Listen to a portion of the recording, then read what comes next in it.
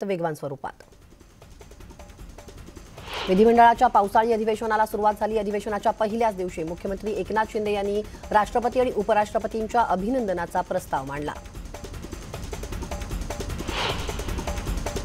पावसाळी अधिवेशनाच्या पहिल्याच दिवशी शेतकऱ्यांच्या प्रश्नावरून विरोधक आक्रमक झाल्याचं पाहायला मिळालं। ओला दुष्काळ जाहीर करण्याची मागणी करत विरोधकांनी विधिमंडळाच्या पायऱ्यांवरती आंदोलन केलं। यावेळी सरकार विरोधात जोरदार घोषणाबाजी करण्यात आली।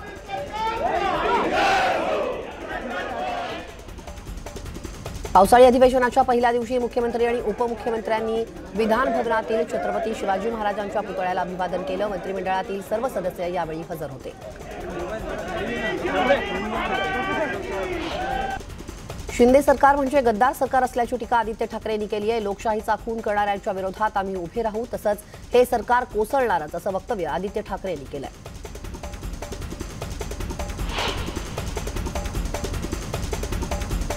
शिवसेनेचं विधान भवनातील पक्ष कार्यालय हे ठाकरे गटाकडेच राहणार आहे। विधान भवनाच्या 3ऱ्या मजल्यावरती शिवसेनेचं हे पक्ष कार्यालय आहे, तर मुख्यमंत्री एकनाथ शिंदे यांच्या गटाला विधान भवनातील 7व्या मजल्यावरती पक्ष कार्यालय मिळाले।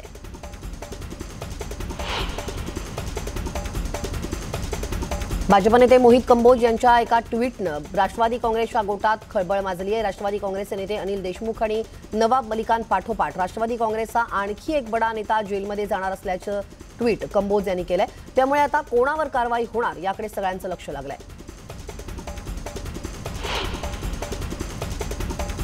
दरम्यान मोहित कंबोज भारतीयांच्या ट्विट नंतर राष्ट्रवादीकडूनही प्रतिक्रिया उमटलेली आहे। मोहित कंबोज यांना ईडीच्या कारवाईची आधीच माहिती कशी मिळते असा सवाल मिटकरींनी केलाय, तर याची चौकशी झाली पाहिजे असंही मिटकरींनी म्हटलंय।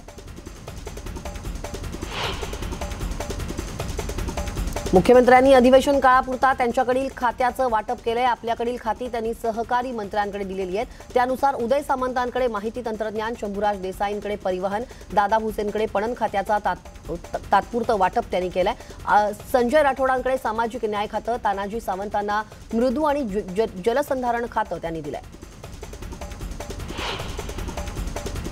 खासदार उदयनराजे भोसले यांनी कार्यकर्त्यांच्या वाढदिवसाचं अनोख्या पद्धतीनं सेलिब्रेशन केलंय।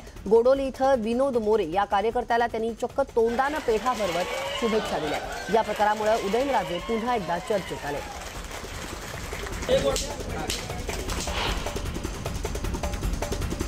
विनायक मेटेंच्या अपघाताबद्दल रोज नवे खुलासे होत आहेत। अशातच आता मेटे यांचे दुसरे ड्रायव्हर समाधान वाघमारे यांनी एक गौप्यस्फोट केलाय।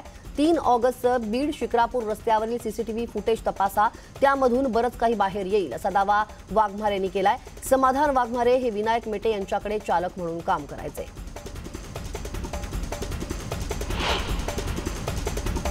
राजापूर तालुक्यातील प्रस्तावित धोपेश्वर रिफायनरी प्रकल्पासाठी प्रशासनाकडून युद्धपातळीवरती हालचाली सुरू आहेत। या रिफायनरीसाठी लागणाऱ्या क्रूड ऑइल टर्मिनलसाठीच्या जागेची चाचपणी सुरू आहे। क्रूड ऑइल टर्मिनल स्टोरेजसाठी नाट्य गावात सर्व्हे करण्यात आलाय। जवळपास 1000 एकरवरील सर्व्हे पूर्ण झाल्याची माहिती मिळते।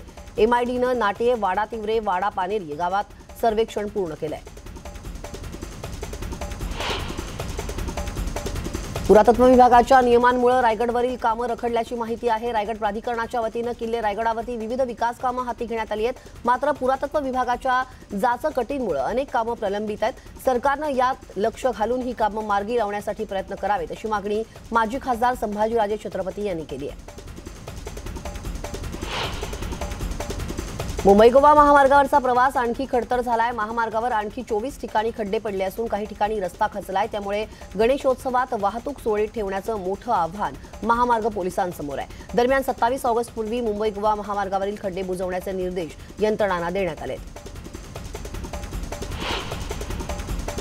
अग्निवीर भरतीसाठी औरंगाबादमध्ये आलेल्या तरुणांचे हाल सुरू असल्याचा प्रकार समोर आलाय। विद्यापीठाच्या मैदानावरती अग्निवीरांची भरती प्रक्रिया सुरू आहे। यासाठी मराठवाड्यातून तरुण दाखल झालेत, मात्र यात तरुणांना खाणं पिणं राहण्याची सोय नाहीये। त्यामुळे रस्त्यावरती मिळेल तिथे हे तरुण झोप घेत आहेत। भिवंडी तालुक्यातील वसई रोडवरती मोठ्या प्रमाणात खड्डे पडलेत। नागरिकांच्या तक्रारीनंतर मालवडी येथील टोलनाक्यावरती खड्डे बुजवण्याचं काम हाती घेण्यात आलंय। मात्र हे खड्डे बुजवताना कंत्राटदाराकडून कामचुकारपणा केला जात असल्याचं वास्तव समोर आलंय। टोल वसुली करणाऱ्या सुप्रीम कंपनीच्या कंत्राटदारानं चक्क खड्डे भरताना खड्ड्यात पाणी साचले असताना त्या पाण्यातच डांबर मिक्स खडी टाकली आहे। कंत्राटदाराच्या या प्रकाराचा व्हिडिओ व्हायरल झाल्यानंतर सुप्रीम कंपनीवरती नागरिकांनी संताप व्यक्त केलाय।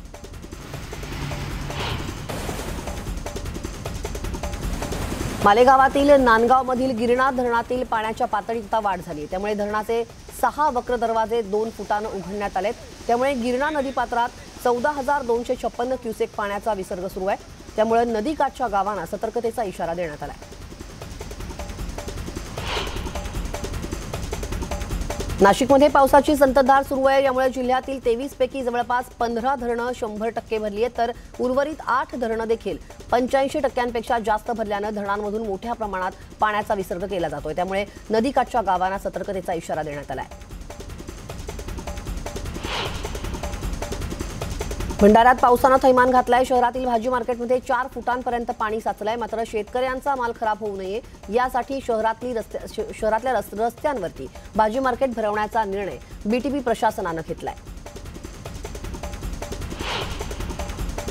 शहापूर तालुक्यात ढगफुटी सदृश पाऊस झालाय। त्यामुळे मुंबईला पाणीपुरवठा करणारं तानसा धरण पुन्हा एकदा ओव्हरफ्लो झालंय। धरणाचे सर्व 38 दरवाजे उघडण्यात आले। त्यामुळे तानसा नदीला पूर आला असून नदीकाठच्या गावांना सतर्कतेचा इशारा देण्यात आलाय।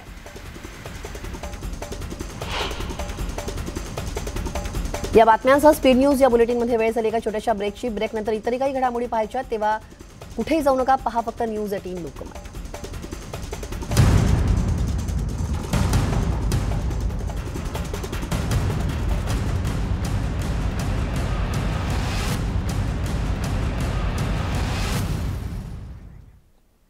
ब्रेकनंतर स्पीड न्यूजमध्ये तुमचं पुन्हा एकदा स्वागत। बातम्या पाहूयात वेगवान स्वरूपात।